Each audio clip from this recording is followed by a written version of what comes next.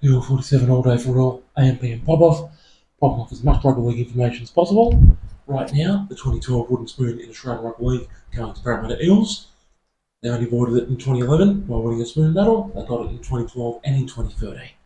And so you won't miss any crucial rugby league information watching this video all the way through to the end, as per always. Getting close now. After this, only 12 more wooden spoons and we've got them all finished. So, Parramatta's 2012 Wooden Spoon. Well, they never got going. It was a tale of woe for the entire season. Never got going at all. The reason they got the Wooden Spoon was because a lot of their high-profile players just weren't performing anywhere near what they were capable of. And the coach, Stephen Kearney, despite his best efforts, couldn't lift them, and he eventually parted ways with the club at the end of the season. So, Parramatta's stats first in 2012. From the 26 regular season rounds, they had only 6 wins, 18 losses and 2 byes, and that was 16 competition points. And the two teams in equal second last place, Penrith and the New Zealand Warriors, they both had 20 competition points. So definitely an outright spoon for Parramatta in 2012. So Parramatta had scored 431 points in attack, but conceded 674 in defence, scoring against minus 243. And the leading try scorer, Ken Seo, he got 13 tries, so at least he got to double figures in the try scoring department. The leading point scorer, Burt, who got 7 tries, 53 goals, and that's 134 points, but that wasn't anywhere near what he was capable of. We're used to seeing Birdie get well over 200 points in seasons.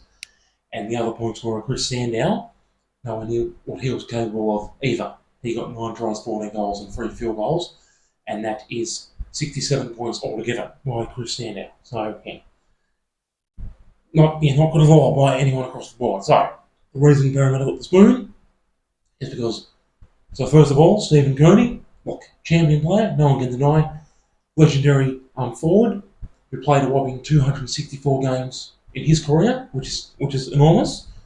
He played for between the years 1992 up to 2004. He played for West Magpies and then Warriors and then Melbourne Storm. Champion forward, no one can deny that, and also a champion at country level for his country, New Zealand. But unfortunately, he just didn't enjoy the same success in the coaching arena. Yeah, a situation where someone who was a great player couldn't also coach as well, which does happen sometimes. But Parramatta's high-profile players in 2012, Jared Hayne was very quiet, didn't do much at all. Chris Sandow was brought over from South Sydney to ignite Parramatta's struggling attack.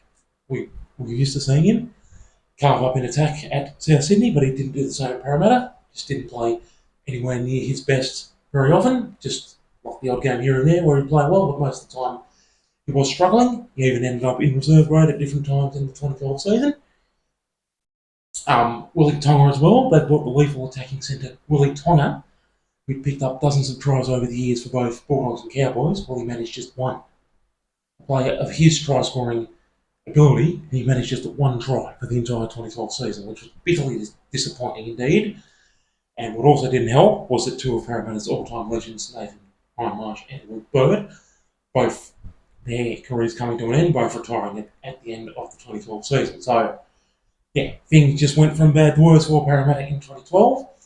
After the first 12 rounds, they had a bye in round 11, which means they played 11 games, and they had a meagre 1 win.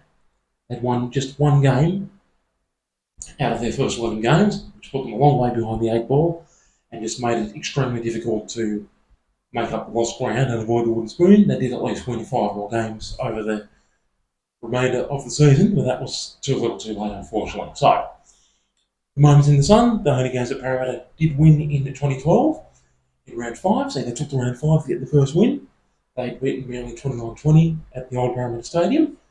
Incredibly, the next win was also 29-20 in round 13. They'd beaten Cronulla 29-20 at the old Parramatta Stadium. In round 16, they'd beaten Penrith in the Western Sydney Derby 19-18 at Penrith Stadium. On that particular occasion, Chris Sandow kicked the match-winning field goal for them. But, like I said, most of the time he wasn't playing that well. That occasion he was, but most of the time he wasn't.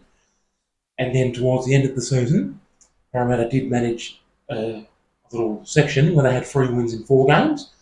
But even in that section where they had 3 wins in 4 games, there was an embarrassing loss in between the 3 wins. So, one of the one of the greatest embarrassing moments from any of the wooden spoon teams, in my opinion. The 2012 round 20 game, Parramatta had staged one of their almightiest boilovers ever.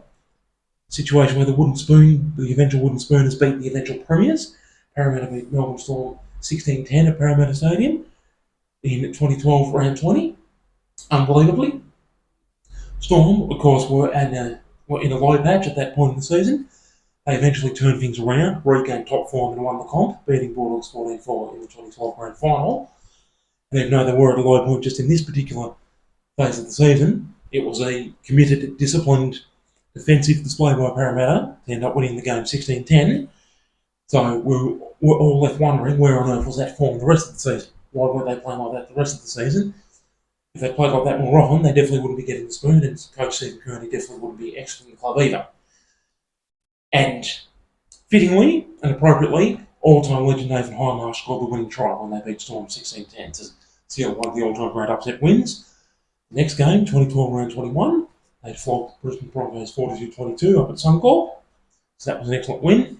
And round 23, the final game they won for the season, even though it was a very low-quality game, they did manage to beat Sydney Roosters 36-22 at Parramatta Stadium, and Hindmarsh getting another try on that one just before he ended his career, which was great to see. But with the embarrassing losses, embarrassing moments, the level of embarrassment that was much greater than the level of happiness in the moments in the sun, if that makes any sense. So, embarrassing moments, two of them really, really early in the season, which is never good to be embarrassed so early on. In 2012 round 3, flogged 42-6 by Cowboys up at Terry Farm Stadium. In round 4, the next game, flogged 39-6 by Penrith at Parramatta Stadium. So flogged in the Western Sydney battle, and that's never ever, a good sign at all. Then, some other embarrassing games in round 9, going off the park 46-12 by Bulldogs at Accor Stadium. And I think we all remember, 2012 was the year Bulldogs Ben Barber got the Dally M, when he was scoring tries, setting up tries left, right and centre, also saving tries left, right and centre. So Barber, blitzing him, as you'd probably expect the player of the year to blitz the wooden spoon team, but still, the way he blitzed them and the way they just ran roughshod over them, ran tries past them left, right and centre, a lot of them long-range tries, was quite humiliating for poor old Parramatta. Bulldogs 46, Parramatta 12, 2012 round 9. Like I already mentioned, in the middle of the section late in the year where they won 3 out of 4 games. In round 22, so they'd won in round 20, round 21 and round 23. But in round 22, a 77-point shambles had gone down to West Tigers 51-26 at Campbelltown Stadium. Either team remembering how to make a tackle. That's an absolute shambles, 77 points in one game. Wow. And then just to finish the season of humiliation, the last 2 games also embarrassing. 2012 round 25, they were flogged by South Sydney 38-6 at Accor Stadium. And around 26, they were flogged by St George Illawarra 29 points to 8. It didn't actually matter. And this was a very, very special game in my rugby league recollections. It was the last game of the 2012 regular season, a Sunday night game at Accor Stadium. Parramatta had the wooden spoon wrapped up in a neat little package, even if they'd won. Whereas St George Illawarra weren't getting the spoon, but they weren't making the finals either, even if they won. But the result of the game was purely academic. But what wasn't purely academic, what was important, was the fact that 4 all-time legends were having their farewell game on this occasion. Parramatta farewelling 2 club legends, Nathan Hindmarsh and Burt, and St George Illawarra farewelling 2 club legends, Ben Horby and Dean Young. And even though it was a game that had no impact on the finals, no impact on the competition table, it was still fantastic to see 45,000 people, a monster 45,000 people turned out for this game that had no bearing on the makeup of the finals, just because that's how much we all love those 4 particular players. And late in the game, Dragons led the game 29 points to 6, and in the shadows of full time, Nathan Hindmarsh was given an attempted penalty goal. He landed that penalty goal very nicely. Landed that penalty goal with no trouble at all, just so he could have a little memento, a little something just before he retired.